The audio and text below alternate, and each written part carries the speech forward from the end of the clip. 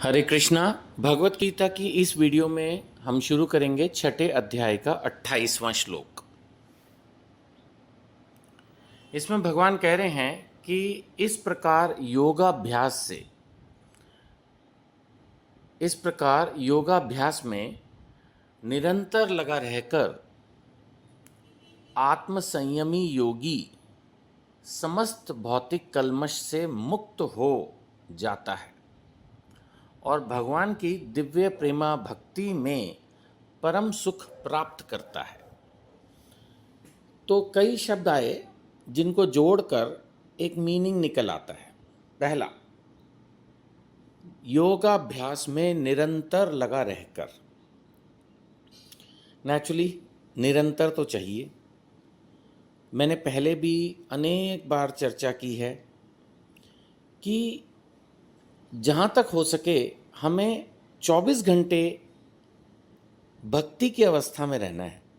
भक्ति की अवस्था का मतलब ये नहीं कि 24 घंटे भगवान का जप करना है या पूजा करनी है। नो, नॉर्मल लाइफ जीनी है, लेकिन ऐसे कोई खराब काम न मन से, न कर्म से, न वचन से करने हैं जो एक भक्त को नहीं करने चाहिए। ये सबसे बड़ा योगाभ्यास है, ये सबसे बड़ा संन्यास है। कुछ लोग अभी अपनी पुरानी आदतों को नहीं छोड़ पा रहे, वो ठीक है, लेकिन कम से कम वो प्रयास करें कि हमें जहाँ तक हो सके हर समय अपने आप को एक भक्त की तरह खुद को पेश करना है। मतलब दुनिया को तो दिखना ही चाहिए कि आप भक्ति में आचरण का फॉलो कर रहे हो। खुद को भी, अकेले में भी आपको ऐसे मन में कोई विचार जहाँ तक हो सके नहीं लाने हैं, या मन तो खैर कंट्रोल में होता नहीं, लेकिन इसीलिए भगवान कहते हैं मन को कंट्रोल में करो।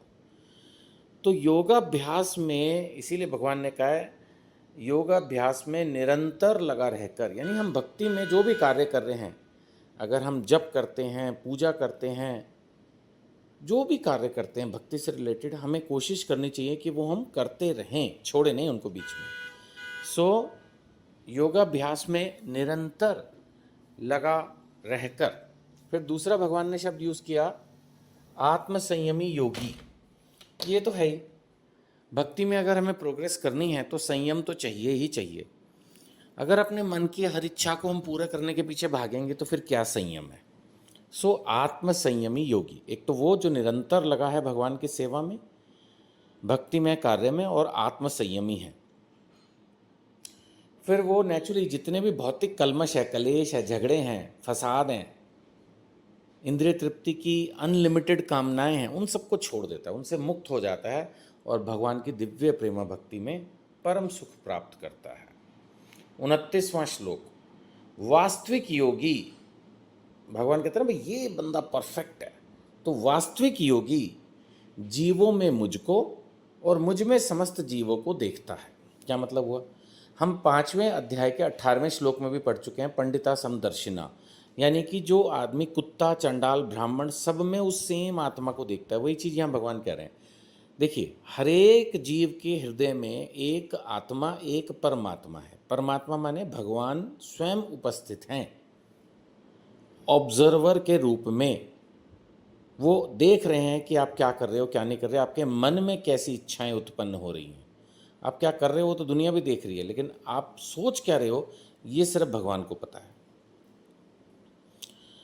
तो हमारे सबके हृदय में सेम आत्मा, सेम परमात्मा है, सबके, हर जीव के। जो इस बात को समझता है, ये हम पहले भी चर्चा कर चुके हैं, वो सबसे सम्मान से बात करता है, वो ठीक है। तो ये दृष्टि होना बहुत ज़रूरी है। जब हम इस तरह से महसूस करते हैं, हमें पता है अब सबका शरीर छोटा बड़ा, गोरा काला हो सकता है, कोई व्यक्ति अमीर गरीब हो सकता है, लेकिन उसकी आत्मा सेम है, उसके हृदय में परमात्मा सेम है। ये चीज़ जब हम समझते हैं तो अच्छी स्पिरिचुअल प्रोग्रेस होगी। सो वास्तविक योगी समस्त जीवों में मुझको तथा मुझ में समस्त जीवों को देखता है। मुझ में समस्त जीव माने इस चीज़ को भी समझना है कि हर चीज़ का जो स्टार्टिंग पॉइंट है, क्रिएटर, मेंटेनर, एनिलेटर, यानी कि ये तो भगवान ही हैं जो इस पूरी सृष्टि को पहले क्रिएट करते हैं, फिर मेंटेन करते हैं और एक वक्त होने के बाद पूरा उसको ख़त्म कर देते हैं। तो हमें समझना है कि समस्त जीव, समस्त, मैं इसको हमेशा पॉइंट को नॉनवेज से जोड़ता हूँ, हो सकता है कुछ लोगों को अच्छा ना लगता हो, लेकिन मैं हमेशा कहता हूँ कि हर जीव अगर भगवान से है उद्भुत, तो हम उनमें से कुछ जीवों को मार के कैसे खा जाते हैं? क्या सिर्फ ये लॉजिक कि भगवान ने उनको बनाया ही इसलिए है, ये क्या लॉजिक है? उनका भी जीवन है, वो भी हंसते हैं, वो भी भागते हैं, बच्चे पैदा करते हैं, जैसा हम हैं वैसे ही वो हैं। उनको मार के खा जाने का क्या लॉजिक हो सकता है? मेरी तो समझ में नहीं आया। ये सिर्फ हमारे अंदर की क्रूरता है और कुछ नहीं, क्योंकि समस्त जीव भगवान से उद्भूत हैं। सब जीवों के पालनहारा, सब जीवों के क्रिएटर, पैदा करने वाले भगवान ही तो हैं। तो सब एक से ही तो हैं। तो ना तो हमें किसी व्यक्ति विशेष से कोई धोखा, अविश्वास करना चाहिए, क्योंकि सब भगवान ही है। आप किसी से भी धोखा कर लो, आप उसकी आत्मा और उसके परमात्मा से धोखा कर रहे हो। तो यहाँ पर यही बताया गया है कि वास्तविक योगी समस्त जीवों में मुझको और मुझ में समस्त जीवों को देखता है।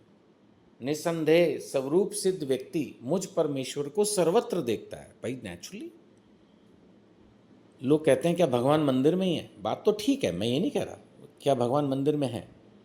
भगवान मंदिर में है और भगवान हर जगह ही तो है। हर जीव में अगर भगवान है तो हर जगह ही है, इसमें क्या डाउट है? अब जिनको बहस करनी होती है वो पॉइंट उठा के ले आते हैं। मैं नॉनवेज वाले पॉइंट पर सिर्फ 1 मिनट और बोलूँगा या और कम, वीडियो ख़त्म करने से पहले। जिनको बहस करनी है, समझना नहीं है, उनसे आप कभी जीत नहीं सकते। वो कहेंगे जी सब्जी में भी प्राण होते हैं, आप उसको खा लेते हो, कोई बात हुई? मतलब बेकार के आर्ग्यूमेंट्स वो लोग लेके आते हैं, है ना। अब मान लेते हैं कि एक जहरीला सांप है, अब प्राण बचाने के लिए किसी ने उसको मार दिया, तो कहेंगे देखो आपने भी तो इसको मार दिया। जहरीले मच्छर होते हैं, कई बार हम दवाइयाँ डाल देते हैं, वो मर जाते हैं, आपने भी तो इसको मार दिया। बेसिकली उनको बहस करनी है। ऐसे लोगों से आप बहस करके जीत नहीं सकते। तो आपको खुद समझना है, ये नॉनवेज वाला पॉइंट तो बस सिर्फ आपको खुद समझना है, आप किसी को समझा नहीं सकते। ये मैंने देखा है, इतने साल हो गए भगवत गीता पे प्रचार करते हुए, मैंने देखा कुछ लोग बात को समझ के खुद ही छोड़ देते हैं। लेकिन हाँ, उनको समझाया नहीं जा सकता, वो खुद ही समझेंगे। उनके अंदर का परमात्मा जब उनको समझाने की कोशिश करेगा, थोड़ा वो मन पे कंट्रोल करेंगे तो बुद्धि हावी होगी और बुद्धि समझाएगी छोड़ दे इसको। तो इस पॉइंट पर हमें खुद ही समझना है कि nonveg is the worst thing on earth. Nonveg नहीं खाना है, अंडा भी नहीं खाना है, कोई वेज अंडा नहीं होता। ठीक है, हरे कृष्णा।